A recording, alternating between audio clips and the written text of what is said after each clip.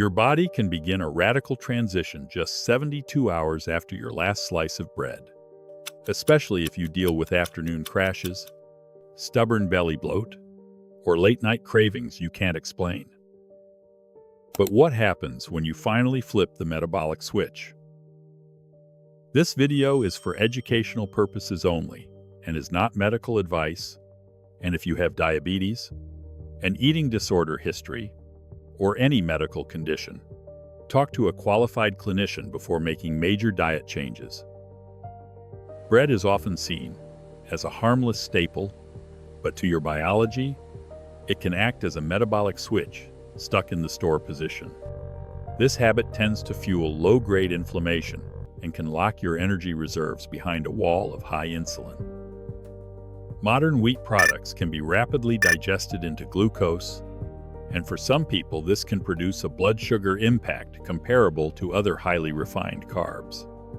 This can trigger a stronger insulin response, which may make fat loss harder for some people, especially when it happens day after day.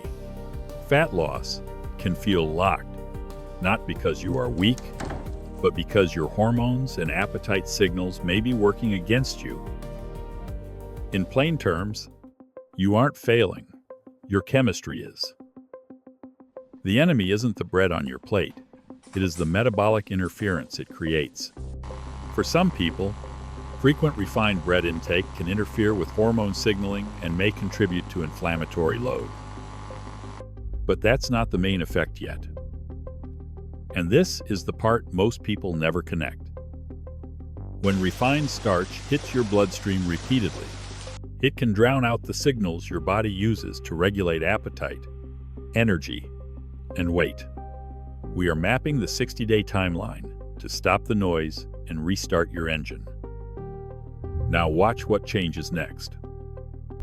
Bread can trigger reward pathways in the brain, and for some people, that can create a loop of cravings that feels hard to break.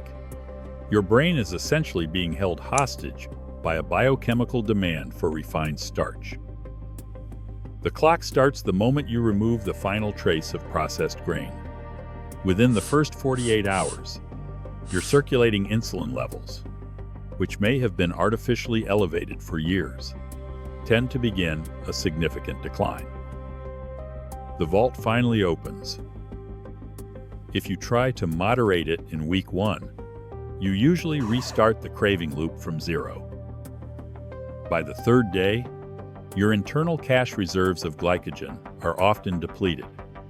For years, you've relied on these sugar wallets. Now, the wallet is empty. The ATM is offline. Here's what most people miss. If you have ever felt that day 3 crash, comment 3 below. And if cravings usually beat you in week 1, comment C, so you know you are not alone. You will likely feel lethargic as your muscles and brain demand the fuel they expect. This is metabolic friction. Your gears are grinding while your enzymes recalibrate. Practically, what you'll notice is the bloating vanishing. Every gram of sugar in your muscles is bonded to 4 grams of water. As you burn the sugar, you release a significant volume of trapped fluid. The weight loss here isn't fat yet. It's the removal of stagnant water your system no longer needs. Keep that in mind. We'll use it in a minute. As you enter the second week, the focus shifts to your gastrointestinal barrier. Modern wheat contains gliadin, which can trigger the release of zonulin. This molecule is associated in some studies with changes in intestinal permeability, which may matter more for certain sensitive individuals than for others. When you remove a daily trigger, many people report their digestion feels calmer over time, though the timeline can vary widely by person. This is why the heavy feeling after meals tends to disappear. When the gut calms down, brain fog often lifts. Chronic inflammation in the gut can show up as cognitive sluggishness. Once the chemical noise subsides, your neurotransmitters can finally communicate without interference. By the third week, Many people notice changes in hunger and fullness signals. For years, insulin spikes may have jammed the signal of leptin, the hormone that tells your brain you are full. As insulin remains low, your leptin sensitivity tends to return. Suddenly, you find yourself forgetting to eat. This isn't willpower. It is the restoration of your natural feedback loop. And this explains the strange part. This is where your body turns to visceral fat, the dangerous fat wrapped around your internal organs. Some people notice their waistline changes during this phase, especially as cravings stabilize and meals become more consistent. That's the switch. Entering the second month, the timeline shifts to structural renewal through autophagy. This is your body's internal recycling crew. When insulin is consistently high, some repair processes may be less active, and overall metabolic flexibility can decline. With more stable blood sugar and fewer spikes, your body may support repair processes more effectively, including how it maintains cellular energy systems. Over time, many people report steadier energy, which may reflect improved metabolic flexibility.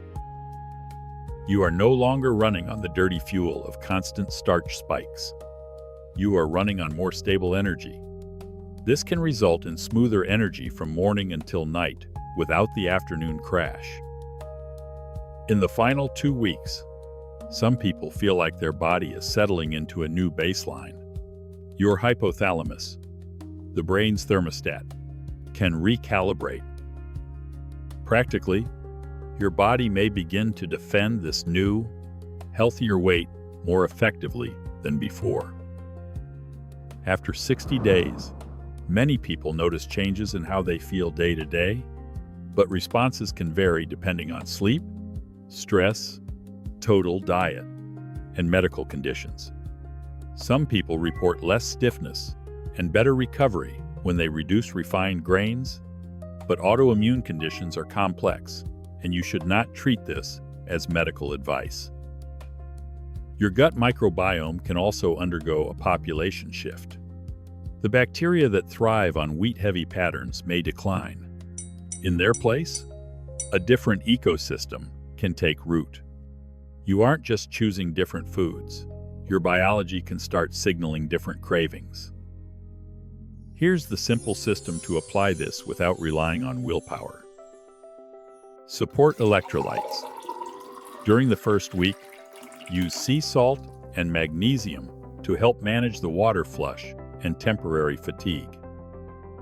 Prioritize digestion support.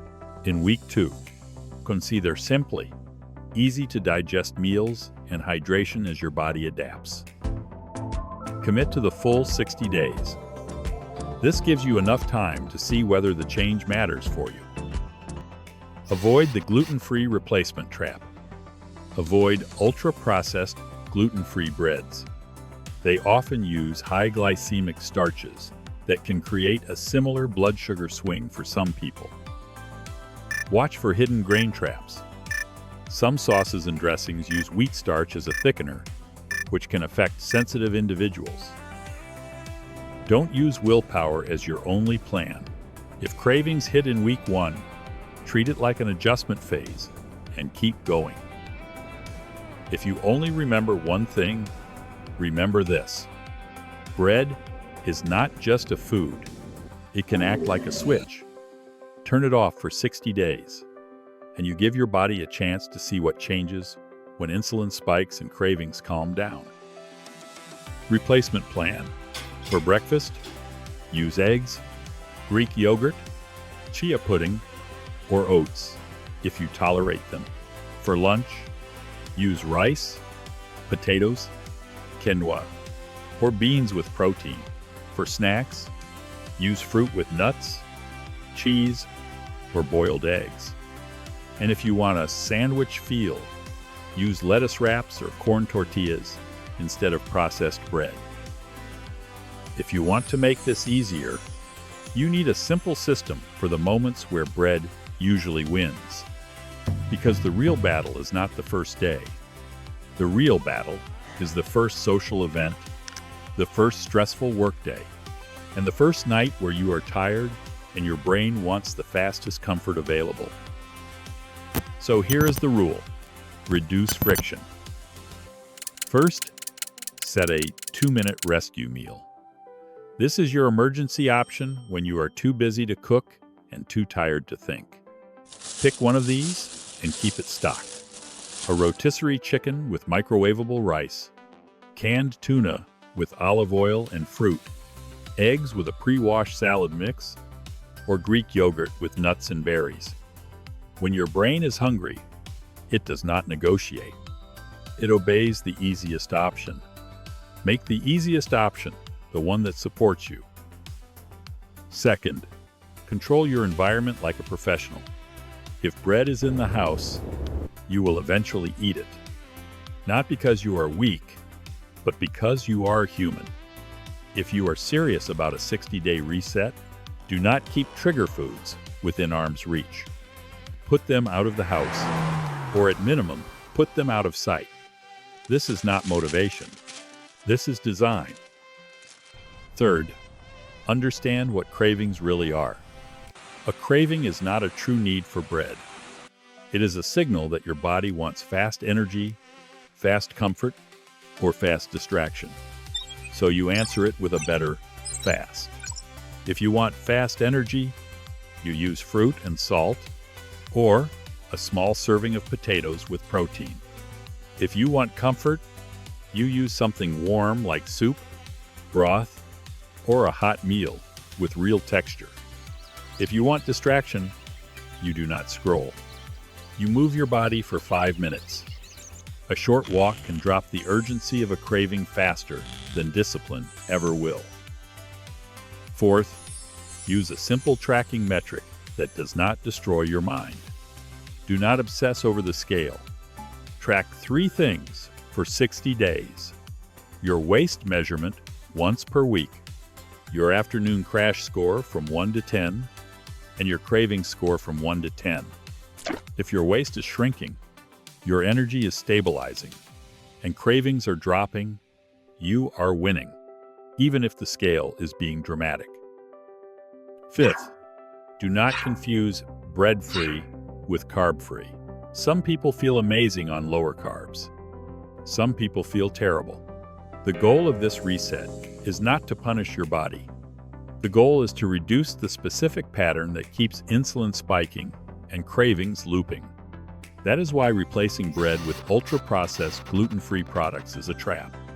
It keeps you in the same cycle with a different label. And one more thing, if you are doing this, sleep matters more than you want to admit.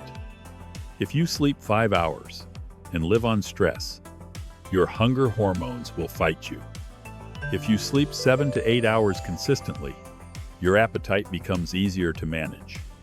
Your body is not a machine that runs on grit. It is a system that responds to recovery. If you do the basics, simple swaps, a rescue meal, environment control, hydration, and electrolytes in week 1, and consistent sleep, you make the 60-day timeline realistic. Not perfect. Realistic. Because the point is not to never eat bread again. The point is to break the loop long enough to hear your body clearly. Then you can decide what belongs in your life and what has been quietly draining it. You don't need perfect discipline.